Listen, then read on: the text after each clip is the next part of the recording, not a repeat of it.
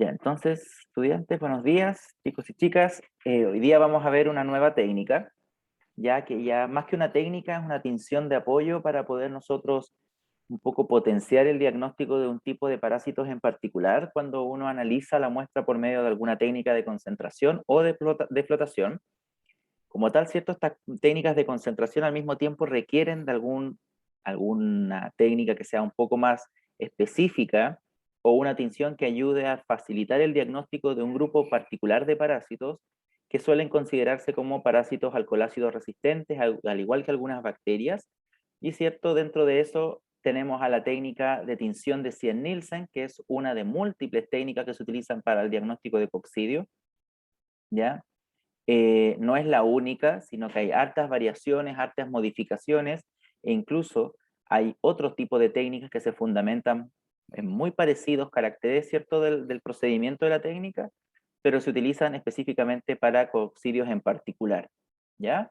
Entonces, dentro de los tipos de parásitos que ustedes van a observar en la asignatura, van a tener rizópodos, ¿cierto? Van a tener cilióforos, van a tener mastigoforos, que son los flagelados, y por último vamos a tener esta gama de parásitos que se denominan o pertenecen al filo apicomplexa y que obviamente se les conoce como coccidios, ¿ya? Principalmente coccidios intestinales. No vamos a utilizar esta técnica para coccidios hemohistoparásitos, ya como malaria, como toxoplasma, salvo que obviamente el hospedero definitivo ya utilice un estadio evolutivo requerido como muestra intestinal.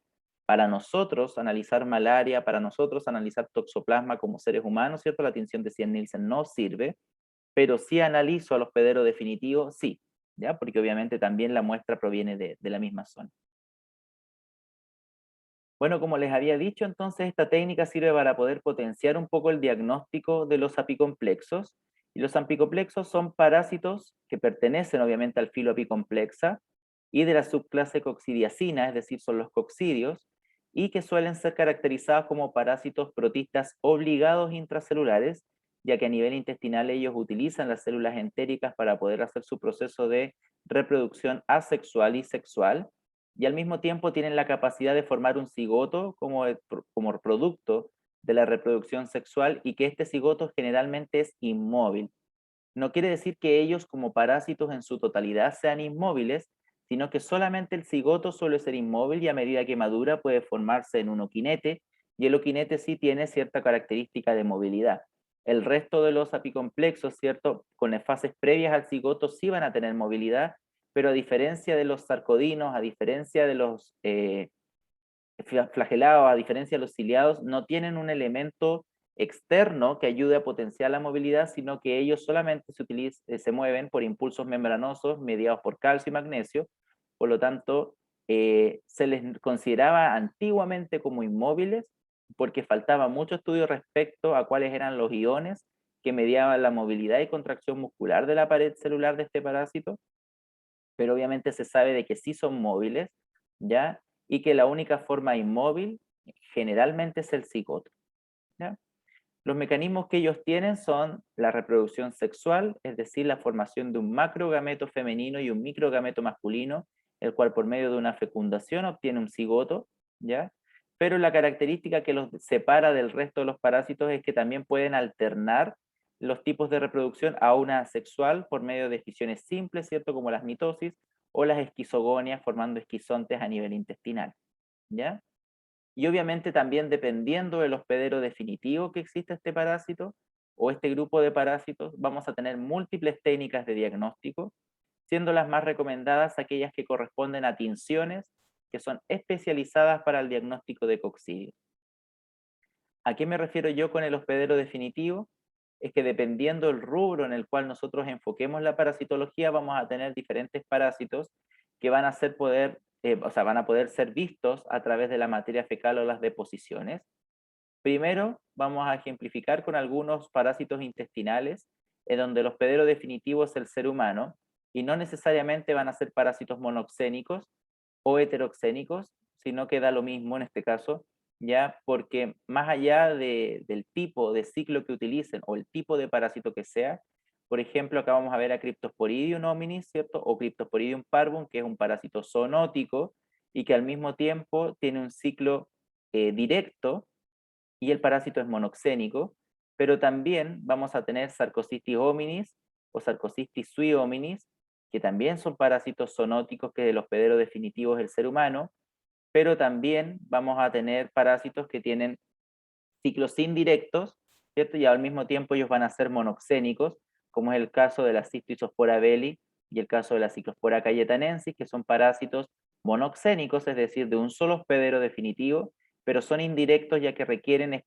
periodos de maduración y esporulación en el ambiente, ¿ya? Entonces requieren del ambiente para poderse volver infectantes. Distinto es este tipo de parásitos, que son directos, y este que es indirecto ya que requerimos de un hospedero intermediario, pero el parásito sigue siendo diexénico. ¿Ya? Ustedes conocen el concepto de diexénico y monoxénico, ¿cierto? Ah, Sí, los conocemos. ya, entonces el parásito monoxénico es aquel que tiene un ciclo directo o indirecto, pero solamente se transmite de hospedero definitivo a definitivo, y el parásito diexénico o heteroxénico es el parásito que tiene ciclos indirectos, en donde obviamente requieren de un hospedero intermediario, que muchas veces puede ser un vector biológico, ¿ya? O un hospedero intermediario, ¿ya? Acuérdense que hospedero intermediario no es lo mismo que vector. Tenemos también, si es que lo enfocamos un poco a los animales, hay animales que también actúan como hospederos definitivos de ciertas coccidiosis, principalmente Sarcosistis, pero no estas especies, y Toxoplasma gondii, en donde el ser humano es un hospedero accidental, por lo tanto no podemos analizarla por medio de esta técnica, ya que se aloja en otra localidad del cuerpo. Sin embargo, si yo hago un seriado parasitológico de deposiciones y luego le hago una tinción de 100 Nielsen a un gato menor a 6 meses, sí puedo encontrar Toxoplasma gondii si el gato está infectado. ¿Ya? Entonces va a depender, por eso le digo, dependiendo del hospedero definitivo, porque va a depender a qué área de la parasitología yo apunte, si hablo de la salud pública humana o de la salud pública animal, ya es donde voy a encontrar diferentes estadios parasitarios, madurados o inmaduros, ya, y obviamente podemos encontrar parásitos zoonóticos, pero en diferentes estados. Profe, Dígame. ¿por qué hay unos parásitos como que van con un guión? ¿Van de la mano esos dos parásitos? No, no es que ¿O van con no? guión, sino que yo los separo, porque son dos parásitos distintos. Por ejemplo, Cryptosporidium hominis es un Cryptosporidium en donde el hospedero definitivo es el ser humano y se transmite de ser humano a ser humano, por eso es hominis. Ujú. En cambio, otro ejemplo, es solamente como ejemplo, Cryptosporidium parvum, ¿cierto? Es un Cryptosporidium zoonótico que está en los animales y en los humanos. Se puede transmitir de forma zoonótica. Entonces, el guión no es que es el nombre completo, sino que es una forma en la cual yo los puedo separar. ¿Ya? Ah, ya. Solamente para separar, para no usar coma, porque no me gusta usar coma cuando ya estoy abreviando con puntos. Ah, Acá, ya, por gracias, ejemplo, en profe. Sarcosistis, ok, acá en Sarcosistis, Sarcosistis hominis, es el nombre genérico que se utiliza, si ustedes lo pueden ver en el libro del doctor Werner App, ya lo generaliza como Sarcosistis hominis, pero él también refiere que hace sinonimia con el Bovi hominis, es decir, Sarcosistis hominis es el Sarcosistis que llega al ser humano por medio del consumo de carne cruda de vacuno, por eso es Bovi hominis.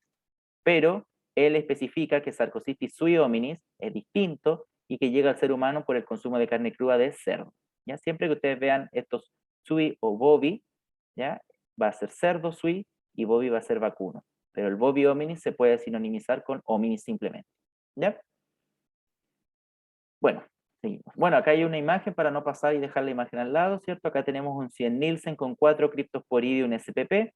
No me puedo tirar nunca a la piscina, ¿cierto? Decir si es Cryptosporidium hominis o parvum, a menos que haya hecho una biología molecular y haya podido identificar, ¿cierto? Los genes que corresponden al Cryptosporidium zoonótico o al Cryptosporidium no zoonótico, ¿ya? Pero en este caso, como técnica, nosotros solamente podemos decir Cryptosporidium SPP, y obviamente acá están las formas morfológicas, ¿cierto? Los zooquistes, y el ooquiste, para poder hacer una referencia quizás con algunos helmintos o para que ustedes entiendan, un ooquiste es una estructura proteica más semejante a un huevo que a un parásito, porque dentro de ese ooquiste se encuentran los parásitos, ¿ya? Es decir, un ooquiste de Cryptosporidium SPP no es un parásito de Cryptosporidium, sino que es un ooquiste, y dentro del ooquiste hay 4 parásitos de Cryptosporidium spp. Lo mismo que Cystisospora belli. Cystisospora belli, ¿cierto? Es un ooquiste, pero dentro de ese ooquiste ya esporulado hay 8 parásitos de Cystisospora belli. Ciclospora cayetanensis es un oquiste, pero un oquiste ya esporulado, hay 4 parásitos de Cystisospora belli. Y con Sarcocystis también hay 8. ¿Ya? Como ustedes pueden darse cuenta acá, hay muchas tinciones que nos ayudan a poder diagnosticar distintos tipos de apicomplexos. No hay solamente una, ¿ya? Sino que hay varias. Incluso hay unas que se llaman exactamente igual, pero que existen modificaciones, y estas modificaciones van de acuerdo a los científicos, ¿cierto? Que de acuerdo a su experiencia y ojo, han realizado diferencias en los tiempos, muchas veces, o en los colorantes, y también de acuerdo a los métodos que se utilizan. Nosotros vamos a utilizar el método de calor, es decir, la tinción de Cien-Nielsen va a colorear al parásito siempre y cuando yo permita exponer al parásito a una aplicación de calor. También está la contraparte de la Cien-Nielsen, que es la técnica de Kim-Jung, que es una tinción en frío, pero por experiencia propia y consenso, ¿cierto?, con otros parasitólogos, sabemos que obviamente la técnica de calor es mucho más efectiva, ¿ya? Porque la técnica de Kim-Jung no tiñe bien a los parásitos, es una técnica muy parecida, incluso la reducción de tiempos hace que esta técnica sea más asequible, pero no tiñe muy bien a los parásitos. Entonces acá estoy comparando como un Telemann Barrow, ¿ya? Por fundamento, o sea, porque hay una mejor que otra, pero el procedimiento es muy parecido.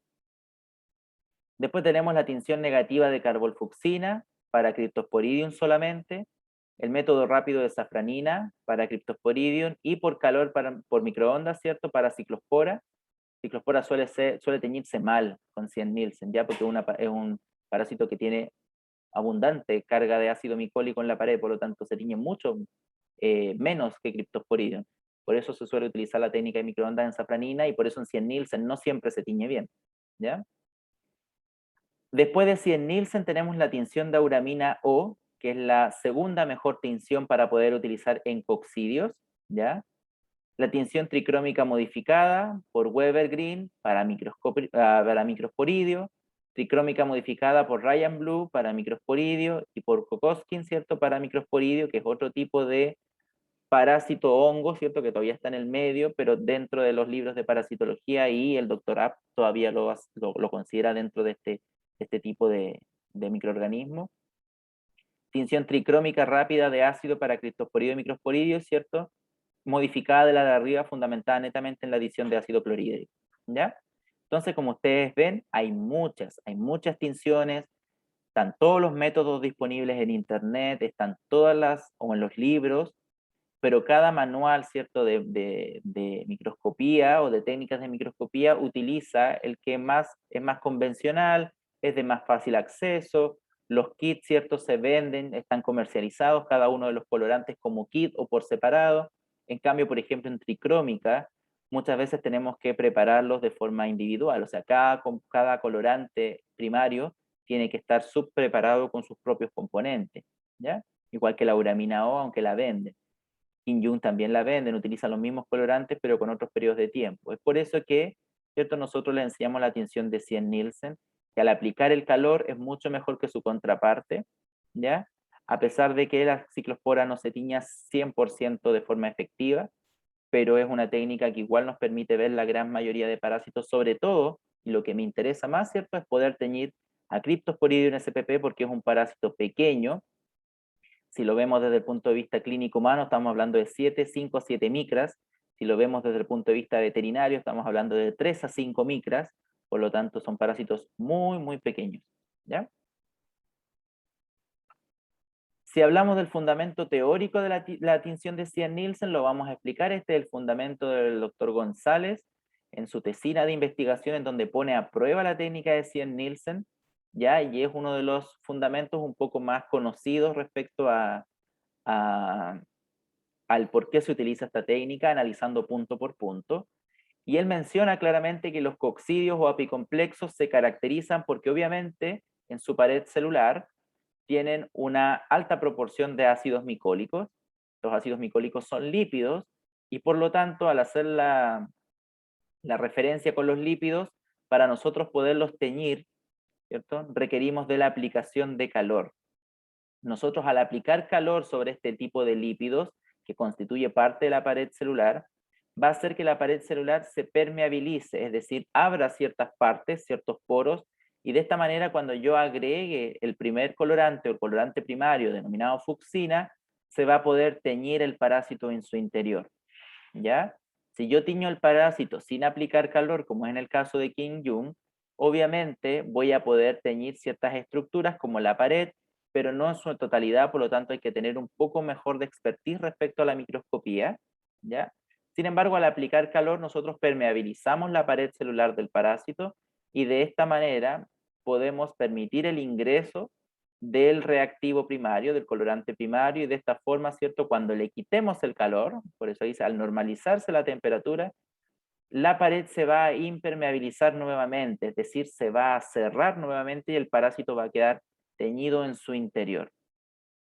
Pero la fucsina no tan solo va a teñir al parásito por la aplicación de calor, sino que incluso sin aplicar calor va a teñir a otros tipos de parásitos que pueden estar en la muestra. Por ejemplo, hay gente que va a ser poliparasitada, o hay gente que va a ser monoparasitada, pero va a ser policomensal, así como también van a haber células epiteliales y van a haber otros artefactos.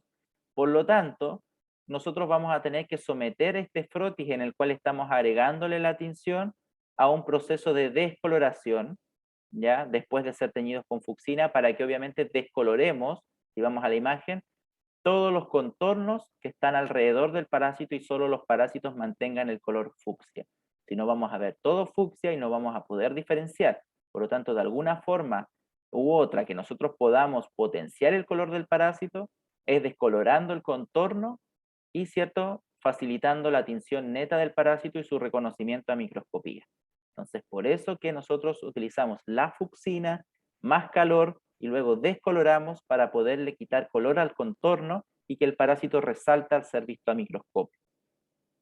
Sin embargo, ¿ya? Aún así, tenemos que agregar un contraste, que es el colorante secundario, y el colorante secundario suele ser verde malaquita, puede ser azul de metileno, y el objetivo es resaltar aún más el color fucsia del parásito, dándole un color tenue azul alrededor.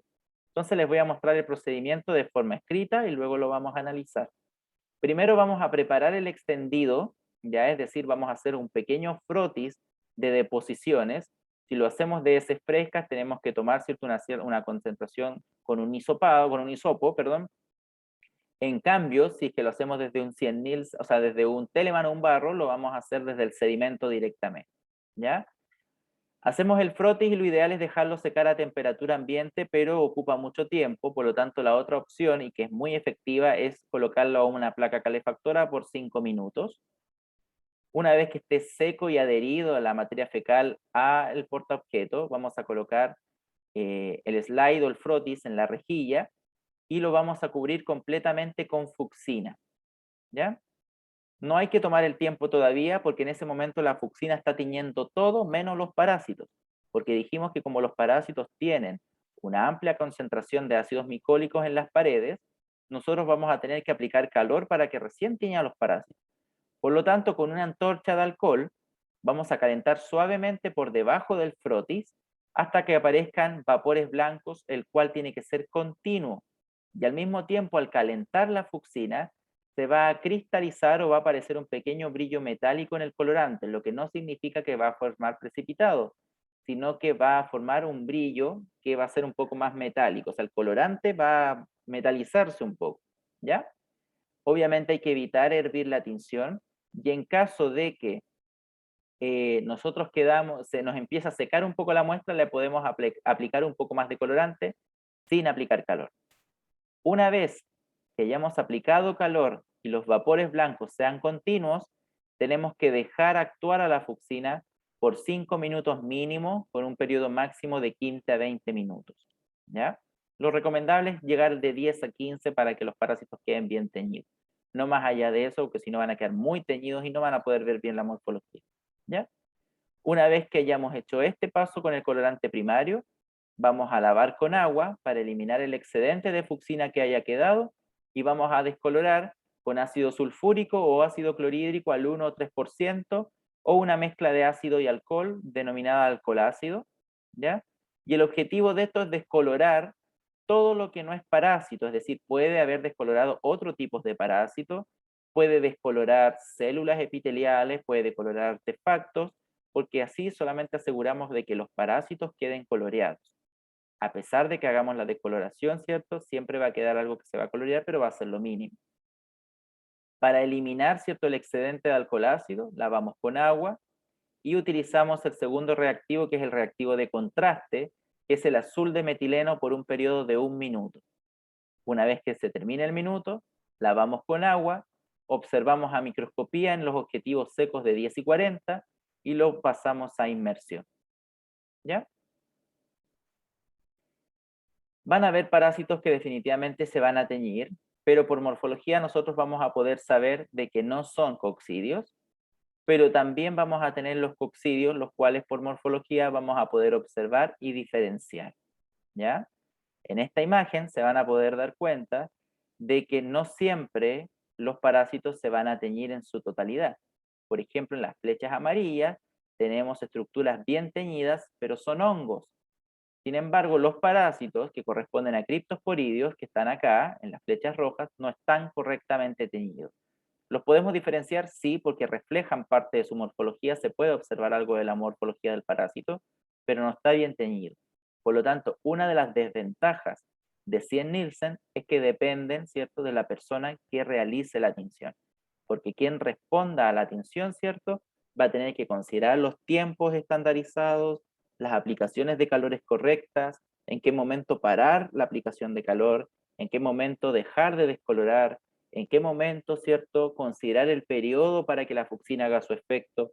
Entonces, dependiendo de todas esas aristas, obviamente vamos a tener que la Cien-Nielsen puede tener algunas variaciones en base a quien la haga y por lo tanto el microscopista tiene que ser muy prolijo en la lectura del frotis, que el frotis tiene que leerse completo y al mismo tiempo podemos encontrar parásitos pequeños como unos más grandes.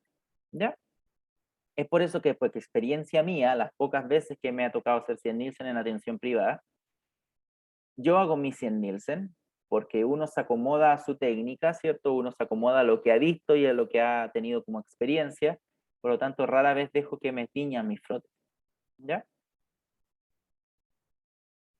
¿Qué vamos a observar? Vamos a observar 4 estructuras dependiendo del tipo de parásito, ¿cierto?, que nosotros podamos reconocer en la morfología del microscopio por medio, ¿cierto?, de su hospedero definitivo.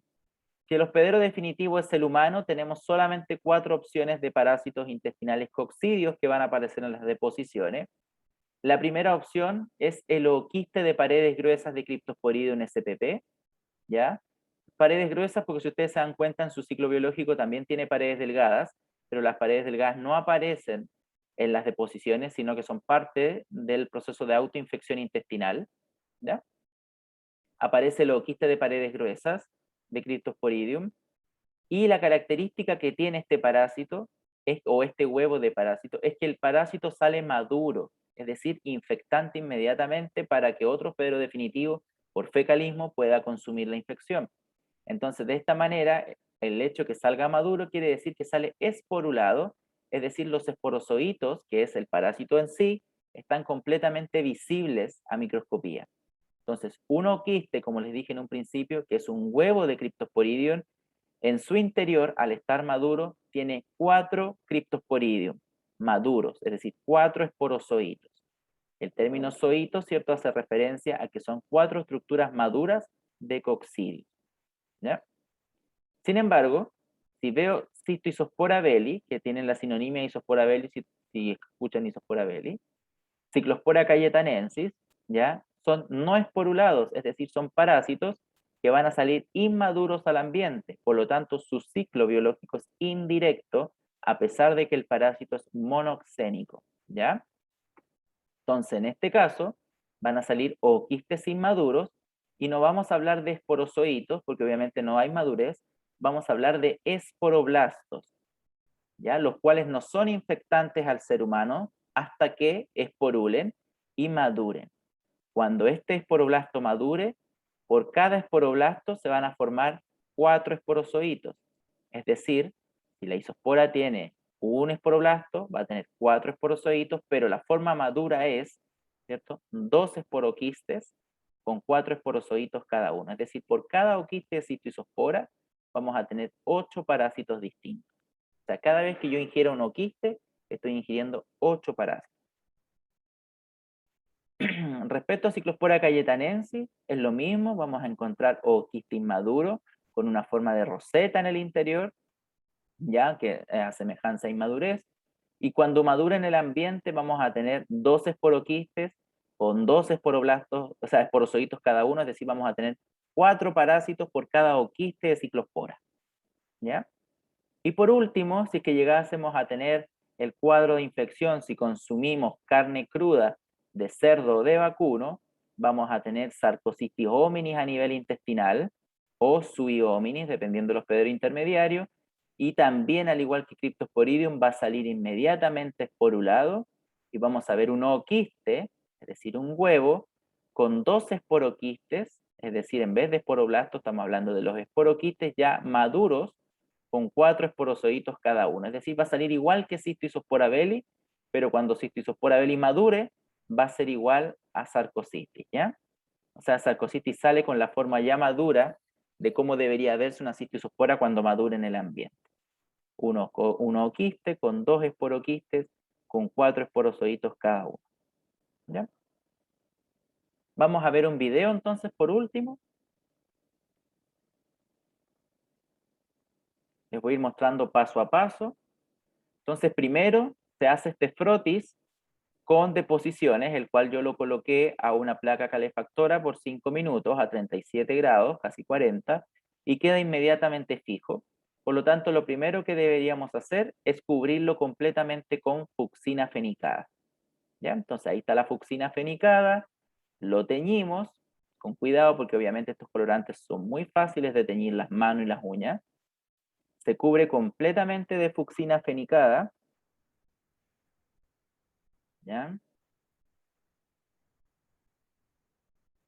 Pero ahí la tinción no está tiñendo todavía los parásitos, sino que está tiñendo todo el resto que no es parásito, es decir, puede ser parásito pero no coccidio, voy a hacer la referencia con coccidio para que no se confunda, está tiñendo todo lo que no es coccidio, está tiñendo células epiteliales, está tiñendo artefactos, bacterias, levaduras, espérenme antes de irme, muy rápido, tiñendo levaduras, tiñendo artefactos, menos los coccidios, porque los coccidios por fundamento se van a teñir solo si yo aplico calor y logro permeabilizar un poco la pared quística, ¿cierto?, con ácido micólico.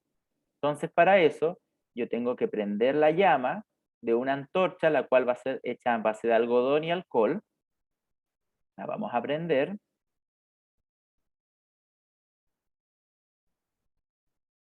¿Ya? Entonces prendemos la antorcha y la antorcha la pasamos suavemente por debajo del frotis donde está el colorante, tratando de cristalizar o de metalizar el colorante, y ustedes lo van a ver acá, que recién va a aparecer un pequeño movimiento de la tinción que empieza a generar un color metálico, ya que esta zona de acá, y empieza a botar los vapores blancos, los cuales no son permanentes.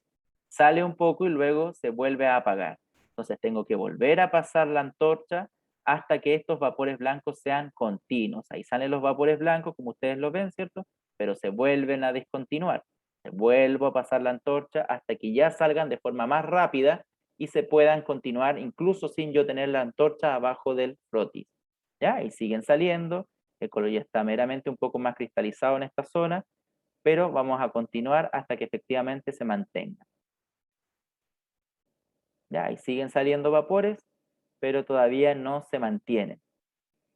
Ahora probamos las últimas veces y ahí los vapores ya salen mucho más rápido. Ya, esto quiere decir que ya está completamente metalizado. Ustedes pueden ver en esta zona lo metalizado. ¿Ya? Y ya los vapores de a poquito se van manteniendo.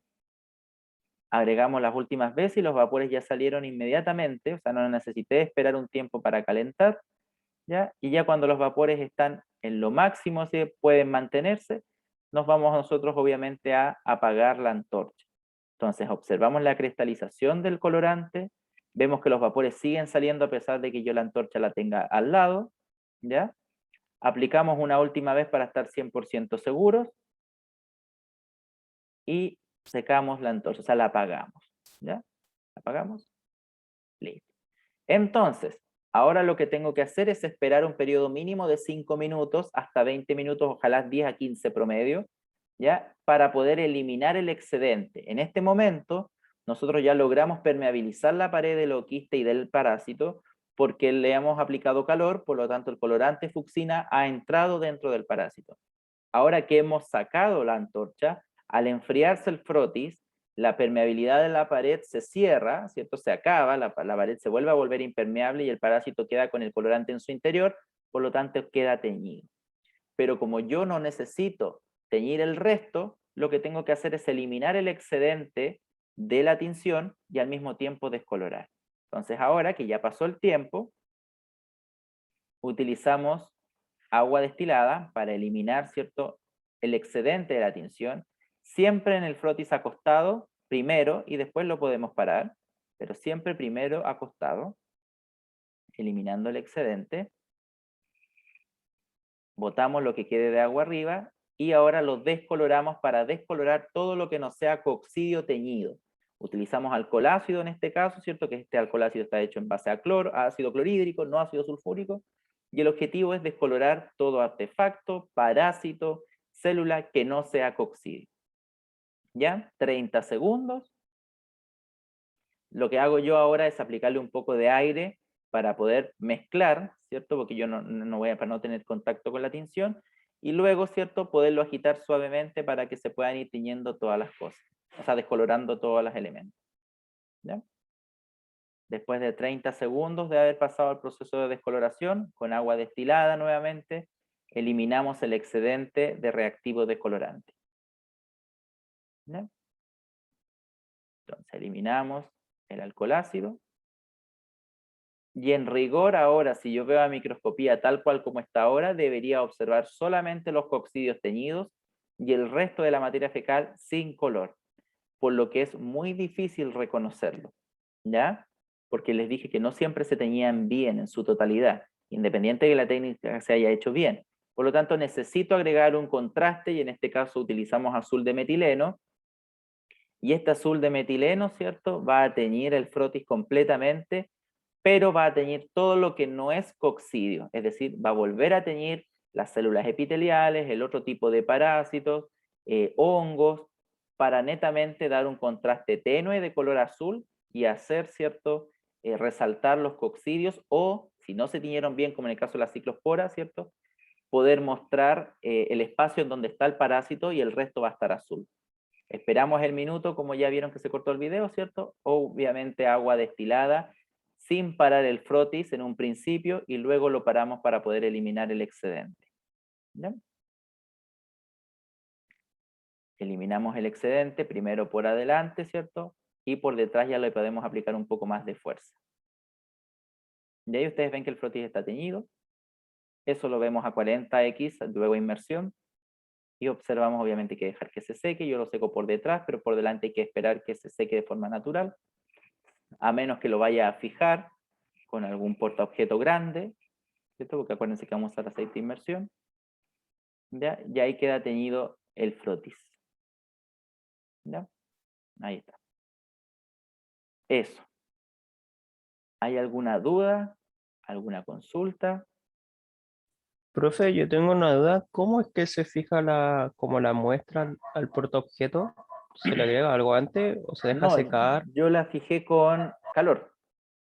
Con calor. La apliqué netamente, como les había dicho, pues hice el frotis, luego lo coloco en la placa calefactora, le doy unos 5 minutos a 37, 40 grados Celsius y se fija.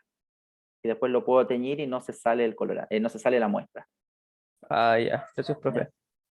Si lo quiero hacer de forma natural, tengo que dejarle por lo menos, nosotros lo que hacíamos antes cuando esto era presencial y lo hacíamos de forma natural, hacíamos por ejemplo el frotis el lunes y el día martes que les volvía a tocar el laboratorio lo tenían. O sea, ahí se quedaba bien seguro que estaba fijo. ¿Ya?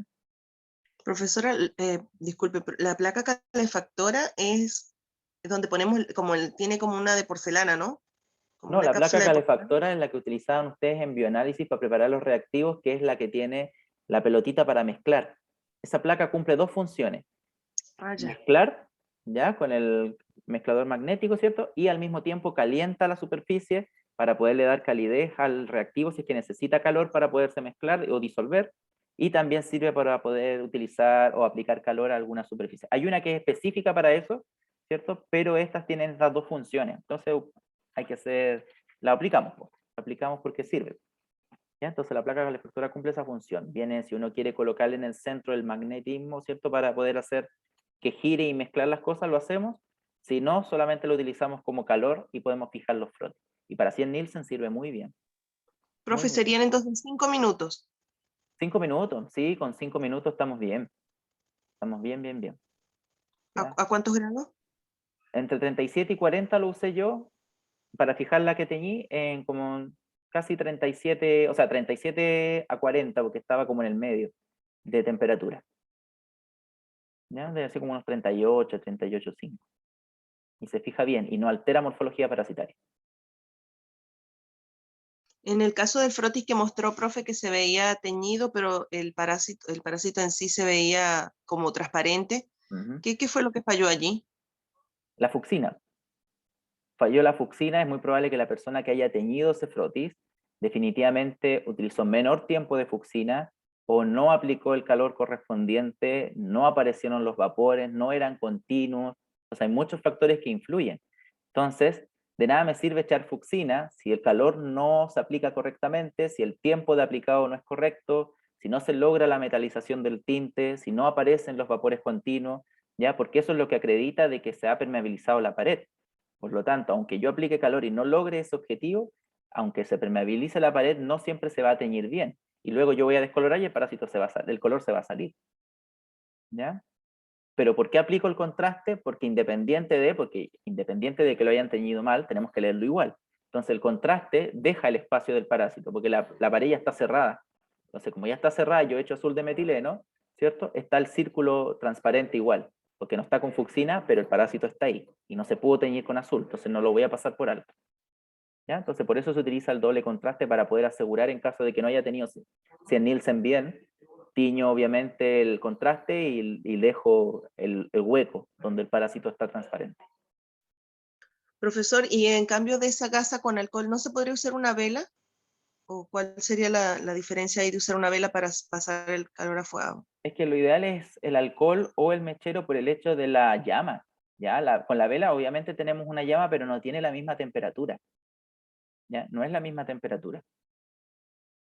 Con alcohol obviamente tenemos una potenciación un poco más de la temperatura en la llama. ¿Ya? Entonces por eso nosotros disminuimos el tiempo de que se generen estos vapores, porque con la vela no va a ser siempre lo mismo. Ok, profe, en realidad no hay un tiempo específico. Usted hace referencia a que se tiene que cristalizar, Se tiene que que metalizar hay que el pasar. color y los vapores tienen que mantenerse continuos. Si no logro eso, ¿cierto? Tengo que seguir aplicando por ejemplo, si yo estandarizo que voy a hacer la tinción y voy a tener 15 minutos en contacto con el parásito, la fucsina, ¿ya? Lo tengo que ir pasando ojalá cada 2 minutos para asegurar específicamente la adherencia de la tinción al parásito.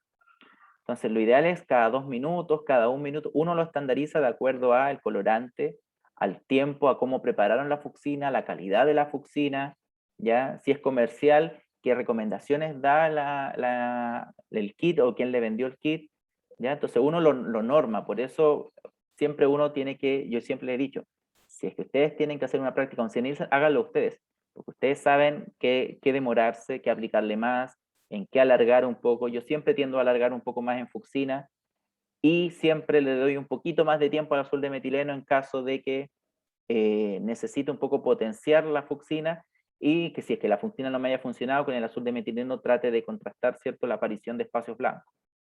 Entonces por eso como que uno entra en el juego de ambas cosas, pero es netamente como ustedes lo moldeen.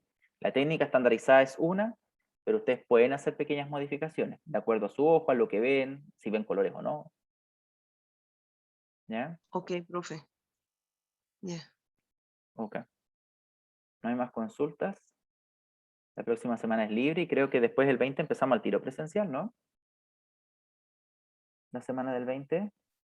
Así es. Ya. 21. Bueno, el 20 es presencial en la mañana, es Zoom en la mañana, pero en la tarde es presencial con otro grupo. 21 conmigo, los martes siempre conmigo. Así que estudien morfología de Entamoeba histolítica, Entamoeba coli, ¿cierto? Los comensales. Y ahí vamos a ir viendo los parásitos. ¿Ya? Eso, chicos y chicas. Si no hay más dudas. Profe, ¿Mm? una última duda. Cuando dijo un oquiste con un esporoblasto, eso da ¿Ya? origen a 4 esporozoitos, ¿cierto? En caso de Cystisospora belli, sí. Cuando Ah, Cystisospora solamente. belli madura, cada esporoblasto, porque son dos, cada Ajá. esporoblasto madura en un esporoquiste y cada esporoquiste dentro tiene 4 esporozoitos. Entonces, Cystisospora belli como quiste tiene 8 parásitos en su interior. ¿Ya? Ah, ya. ¿Pero son como el mismo parásito o son 8 parásitos distintos? No, pues el mismo. Es el Ah, ya. huevo del mismo parásito y adentro hay 8 parásitos. Entonces, si yo me como un quiste, en realidad me estoy comiendo 8 parásitos. No es que Ujú. yo me coma un solo parásito de Cystisospora, me estoy comiendo 8 Cystisosporas. Ah, ya. Gracias, profe. ¿Ya?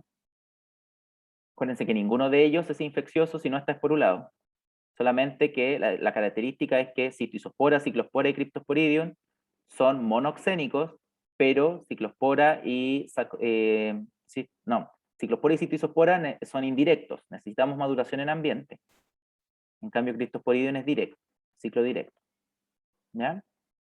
Sarcositis no lo pesco porque Sarcositis es con hospedero intermediario.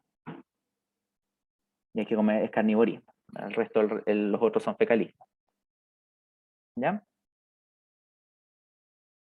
Profesor, en ese próximo laboratorio solo veríamos lo que nos acaba de nombrar, como para No, llevarlos el como... próximo laboratorio presencial, ya el laboratorio presencial, ustedes van a tener el lunes un Zoom con la profesora Paola. Y ella les va a hablar sobre sarcodinos, van a hablar sobre entamoeba histolítica, van a hablar sobre los comensales, y esos son los que vamos a ver. Entonces, los días lunes ustedes van a ver por Zoom lo que nosotros vamos a ver presencial en la semana.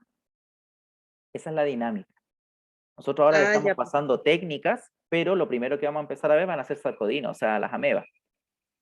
Después de las amebas vienen los cilióforos, vienen los mastigoforos, los flagelados, vienen los apicomplexos, después empezamos con malaria, empezamos con toxo, luego empezamos con huevo, ¿ya? Pero el lunes determina qué es lo que vemos en la semana. Ah, ok. ¿Y en el laboratorio vamos a hacer la técnica de barro y eso? O sea, para después verlos en el microscopio o vamos directo a las láminas. No sé qué les dijeron, si es que, no, yo creo que van a ir directo a las láminas. Yo creo que en algún Ah, momento vamos a tener que hacer por lo menos un teleman, porque es tradición y necesario, ¿cierto? Que ustedes sepan si tienen parásitos o no. Entonces yo creo que vamos en algún momento a hacer un teleman. No sé si vamos a comenzar con un teleman, porque no sé si les habrán dicho también si es que hay que prepararles recipientes para que se los lleven para la casa. No sé si les dijeron que tienen que hacerse un seriado. Si es que no le dijeron, yo creo que van a programar alguna fecha para que le hagamos un teleman. Ustedes tienen que procesar su propia muestra. Es fundamental para poder ver qué tengo. Ver si cada uno tiene algún parásito o no, si tiene algún comensal o no. Los comensales no tienen tratamiento, los parásitos sí tienen tratamiento. ¿No? Eso. Quedan libres entonces, si no hay más dudas.